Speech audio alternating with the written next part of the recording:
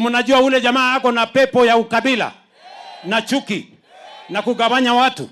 Mnamjua ama mjui? Ule jamaa wa pepo si anazunguka kwenye makanisa, kwenye mazishi, kwenye barabara, ati anatuongelesha.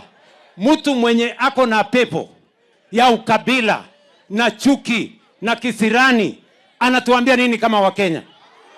Mtu ambaye ameenda kwa kitanda ya ndugu yake ambaye alikuwa anakufa, anaenda kumanipulate will ya ndugu yake ili awanyang'anye wajane na mayatima mali yao. Mtu ambaye ameenda akatia mimba mtoto mwenye yako umri ya mtoto yake, alafu akachukua huyo mtoto akamuua, anatuambia nini?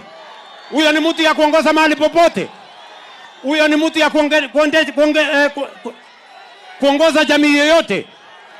Huyo mtu mimi nataka niwaeleze, I am giving notice. Sijui kama tunaelewana. Tunaelewana? You cannot mislead this nation.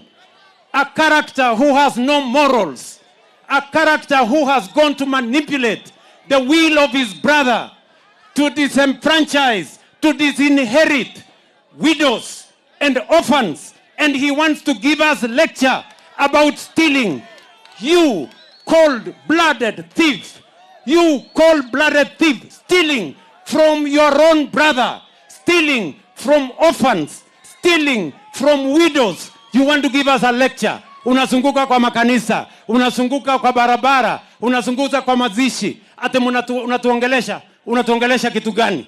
Mtu ambaye ameenda akatia mimba watoto wadogo kama wanarika ya mtoto wake, alafu anaenda anaua hawa watoto, alafu unatuambia mambo ya mauaji.